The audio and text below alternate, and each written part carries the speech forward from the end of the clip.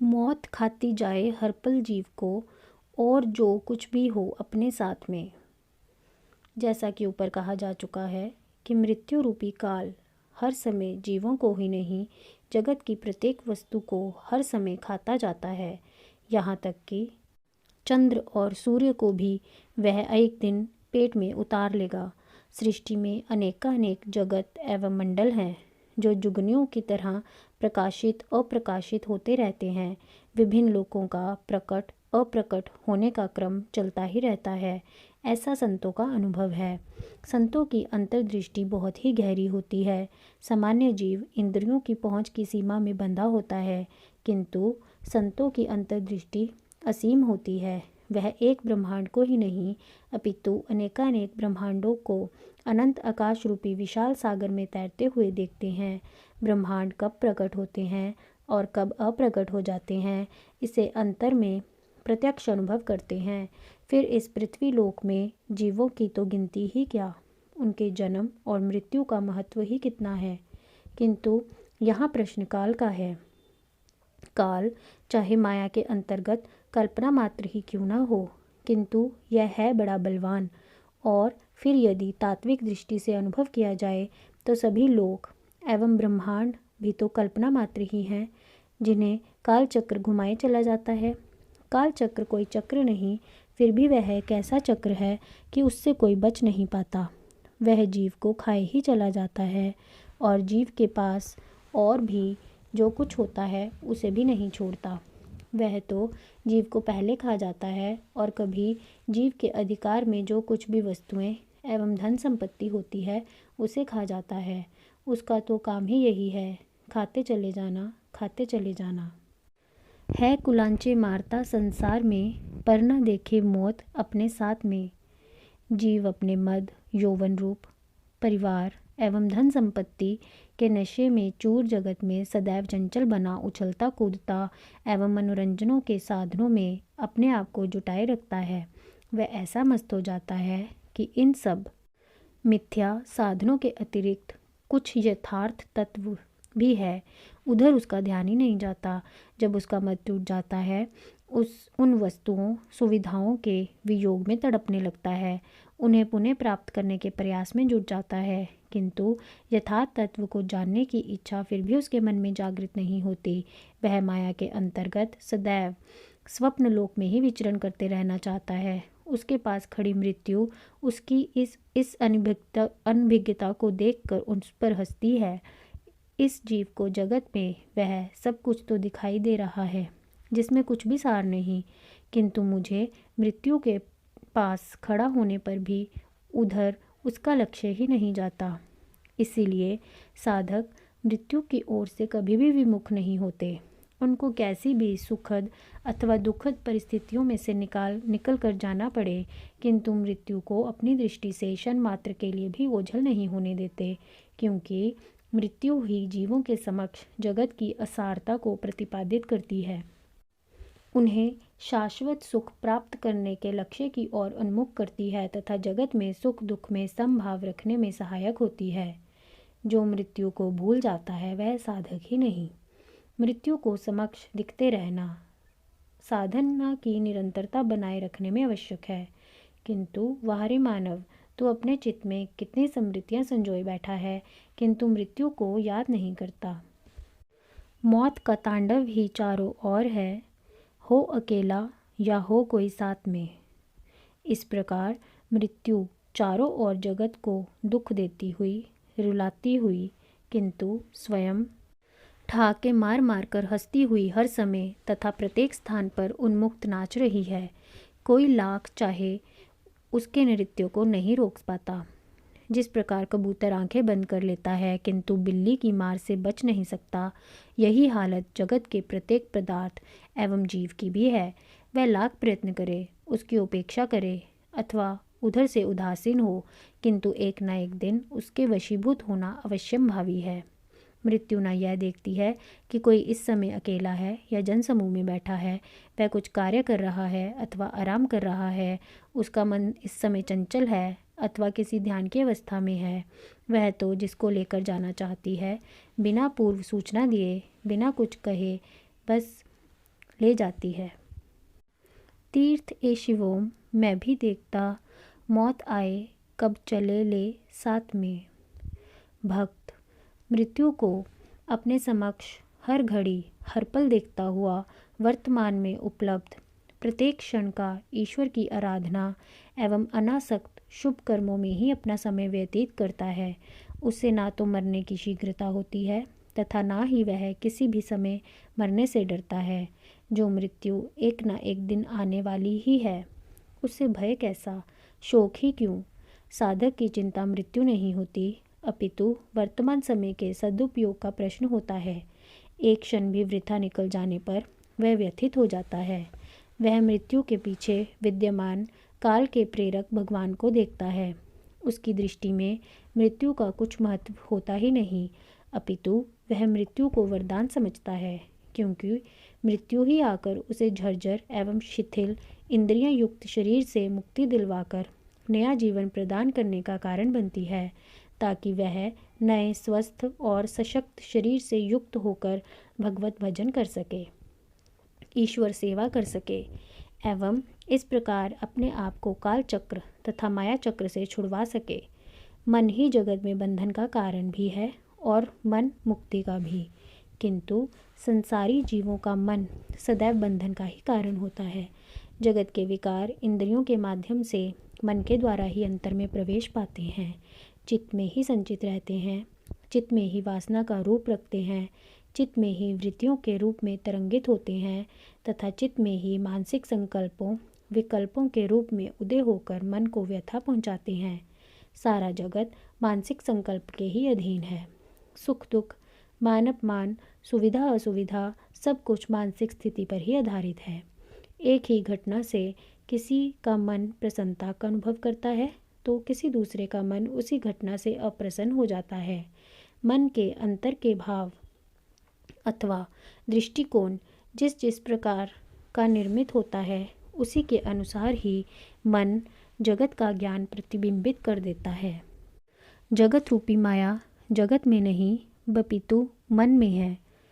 जब जीव एक बार जगत को अपने से भिन्न, नित्य एवं सुख दुख का कारण मान बैठता है, तो जगत के सुख दुखात्मक दृश्यों एवं घटनाओं का प्रतिबिंब इंद्रियों के माध्यम से मन के द्वारा ही अंतर में प्रवेश पाता है। कहा है, मन दरवाजा चोर घुसन का, यहीं से घुसत विकार है भाई। कर कर बंद रखो दरवाजा, चोर विकार घुसन न पाई। मन ही ऐसा द्वार है जिसके द्वारा जगत के प्रति आसक्ति एवं अन्य सभी प्रकार के विकार रूपी चोर अंतर में प्रवेश कर पाते हैं। इंद्रियों के द्वारा प्रत्येक कर्म के मानसिक संकल्प होता है। वासना रूपी चोर पहले से ही मन में डेरा लग जमाए बैठा है। वह मन को प्रेरित करता है, उकसाता है, तड़पाता है एवं इस प्रकार चित्त को चिंतित तथा विक्षिप्त करके मन के दरवाजे से ही अन्य विकार रूपी चोरों को अंदर बुला लेता है। मन के प्रत्येक कोने में चोरों का ही राज्य स्थापित है। तम रज रूपी यह चोर मन को चंचलता प्रदान करते रहने में बड़े दक्ष हैं। वह मन के अंदर के सत्व गुण को उबरने का सर्वप्रथम तो अवसर ही नहीं देते। वह कभी भूले भटके सत्व गुण उदय हो भी जाता है तो उसे तत्काल दबा देते हैं। जब तक मन रूपी द्वार जगत की ओर खुला रहता है, तब तक विकार रूपी चोरों का अंतर में प्रवेश भी बना ही रहता है। साधक जगत की ओर खुलने वाले द्वार को बंद कर देने का प्रयत्न करता है। इसी को योग मार्ग में प्रत्याहार कहा जाता है। यह दरवाज़ा जगत की ओर बंद करने के लिए मन में विद्यमान पहले से बैठे हुए चोर अर्थात वासना एवं संस्कारों का क्षय आवश्यक है। वासना ही मन का बहिर्मुखी द्वार खोल देती है तथा वासना के क्षीण हो जाने पर जगत की ओर खुला हुआ द्वार अपने आप बंद हो जाता है। जिन साधकों को अंतर में ईश्वरीय शक्ति की जागृति का अनुभव गुरु कृपा से प्राप्त है, वह अधिक सुगमता पूर्वक मन रूपी द्वार जगत की ओर से बंद करने में समर्थ हो सकते हैं। किंतु कठिनाई यह है कि जागृति के पश्चात भी वासना एकदम निर्मूल नहीं हो जाती। साधना के समय भी क्रियाओं के साथ साथ जगत के ही विचार आते रहते हैं तथा साधना से इतर समय में वासना खुलकर अपना तांडव आरंभ कर देती है। परिणामतः मन का द्वार जगत की ओर खुला रहता है। अज्ञान एवं विकारों का प्रवेश जागृति के पश्चात भी बना रहता है। साधन समय साधक कुछ वासना को क्षीण कर पाता है, किंतु व्यवहार समय में उससे कहीं अधिक अशुभ वासनाओं के संस्कार मन रूपी द्वार से अंदर घुसा लेता है। इस प्रकार साधक की उन्नति नहीं हो पाती, उसकी साधना की निरंतरता के खंडित हो जाने का भय बना रहता है। इसीलिए हे साधकों, बड़ी सावधानी एवं तत्परता पूर्वक गांभीर्य एवं उत्साह युक्त नियमित साधना में तत्पर रहने का प्रयत्न करो। अपने मन के ऊपर प्रत्येक कर्म करते समय पूरा पूरा अंकुश रखने का प्रयत्न करो, ताकि भविष्य में विकार रूपी चोर आपके अंतर में प्रवेश न कर सकें। नए प्रविष्ट होने वाले विकार रूपी चोर स्वयं तो प्रवेश पाते ही हैं, किंतु इसके साथ साथ पहले से विद्यमान वासना को अधिकाधिक पुष्ट करने में अध्यात्म विरोधी कार्य भी करते हैं। रह सचेत हो जागृत हरदम, मन पहरा देते रहियो। अवसर मिले तो चोर न चूके, जात है अंदर घुसत वह भाई। साधक के लिए निरंतर सावधान बने रहना अत्यंत आवश्यक है। थोड़ी सी भी असावधानी हुई कि पांव फिसला। विकार रूपी चोर हर समय मन में प्रवेश के लिए ललायत बने रहते हैं। उनको यदि कहीं थोड़ी सी भी कमजोरी दिखाई देती है अथवा क्षण मात्र का भी अवसर प्राप्त हो जाता है तो झट मन में प्रवेश पा जाते हैं। अतः जहाँ एक और साधना की निरंतरता बनाए रखने की आवश्यकता है, वहीं पर व्यवहार करते समय मन पर अंकुश की भी निरंतर आवश्यकता होती है। यही मन के ऊपर पहरा देना है। साधक का कर्तव्य है कि वह सतर्कता पूर्वक दिन भर प्रतिक्षण अपने मन की गतिविधियों का निरीक्षण करता रहे। कई बार मन संकल्प रहित होते हुए भी इंद्रियां विषयों से प्रभावित होकर मन को भी चंचल बना देती हैं। इसीलिए मन के ऊपर काबू पाने के लिए उसे अपनी इंद्रियों तथा मन दोनों पर अंकुश लगाए रखने की आवश्यकता है। कभी एकांत में आंखें बंद करके ध्यानावस्था में मन में विकार उदय हो जाता है, अपितु ध्यानावस्था में तो साधन विरोधी वासनाएं अधिक प्रबल हो जाती हैं। कई बार साधक उनका सामना नहीं कर पाता और उनके आक्रमण के प्रति समर्पण कर बैठता है। अतः ऐसी अवस्था में मन चंचल होकर जहाँ जहाँ भी भ्रमित होता हो वहाँ वहाँ भगवत भावना करने का प्रयत्न करना रहना चाहिए। मन के पास विकारों को आमंत्रित करने के कई बहाने हैं। आंतरिक एवं बाह्य दोनों प्रकार से मन विषयों के अंदर जकड़ा हुआ है। उसका द्वार सदैव ही जगत की ओर खुला रहता है। वह हर समय विकारों तथा अवगुणों का स्वागत करने के लिए तत्पर रहता है। इसलिए साधक को एक सावधान पहरेदार की भांति सदैव अपने मन का निरीक्षण करते रहने की आवश्यकता है। ताला कुंजी सांभ के रखो, चोर उड़ा न लेने पाए। नहीं तो वृथा जात सब पहरा, करत विकार काम है जाई। ताला और चाबी यम नियमों का पालन है। जगत के साथ आध्यात्मिक दृष्टि से सब कुछ सहन करते रहते जन सेवा तथा भगवत भजन में लगे रहने का प्रयत्न, अहिंसा, सत्य, अस्तेय तथा ब्रह्मचर्य ये भी नियम है। जगत के साथ आध्यात्मिक दृष्टि से व्यवहार संपन्न होने के लिए तथा अपने आप को नियमबद्ध करने के लिए शौच, संतोष, तप, स्वाध्याय तथा ईश्वर प्राणिधान यह 5 नियम है। यही ताला चाबी संभाल कर रखने का भाव है, जिससे अपने मन तथा इंद्रियों को वश में रखा जा सकता है। फिर भी विघ्न तो उपस्थित होते ही रहेंगे। कई बार मन विकारों के सामने खड़ा रह पाता है तो कभी घुटने टेक देता है। यदि यम नियमों का पालन करने में तनिक सी भी ढिलाई बरती जाए तो सारा प्रयत्न वृथा जा सकता है। कभी कभी तो मन ऐसा गिर जाता है कि वह दोबारा उठ ही नहीं पाता। अतः सावधानी पूर्वक ताला चाबी संभालते हुए मन पर पहरा देते रहने की आवश्यकता है। तीर्थ शिवोम हे साधक मनवा, करो मति विश्वासा मन पर। साथ मिला यह चोरन से है, जकड़ के राखो इसको भाई। भक्तों के लिए शास्त्रों तथा संतों का यही उपदेश है कि मन पर कभी भी भरोसा मत करो। मन कब किस रूप में तथा कौन से उपाय से साधक को धोखा देकर उसको चंचल कर देता है, इसका साधक को भी पता नहीं लगता। कई बार साधक कर्तव्य पालन की भावना से भी भ्रमित हो जाता है। कई बार साधना कि मिथ्या आवेश में मार्ग से भटक जाता है और बेचारा संसारी जीव तो हर समय भटका ही रहता है। अतः साधक का यही कर्तव्य है कि 24 घंटे प्रति क्षण प्रतिपल मन के प्रति अत्यंत सावधान होकर व्यवहार करे।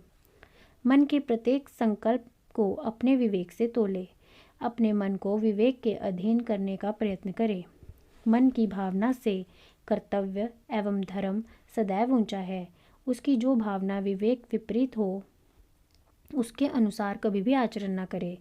धर्म एवं अधर्म का निर्णय स्वतंत्र विवेक के द्वारा करते हुए सावधानी पूर्वक अपने मन को वश में रखने का प्रयत्न करता रहे। कभी भी यह न सोचे कि मैं बड़ा ज्ञानी और तपस्वी हो गया हूँ तथा मन मेरे अधीन हो गया है। प्रभु की माया बड़े बड़े तपस्वियों को हिलाकर रख देती है, उन्हें नचाती और भरमाती है, अनावश्यक शंकाएं मन में उत्पन्न कर देती हैं। अतः उससे बचने का उपाय केवल भगवत शरणागति ही है। साधक जहाँ तक एक और धर्म के मार्ग पर चलने का विवेकपूर्ण प्रयत्न करता रहे, वहाँ यह भी देखता रहे कि उसमें कहीं अहंकार का समावेश न हो जाए। अतः ईश्वर के प्रति समर्पित होकर ही अपना प्रयत्न करे।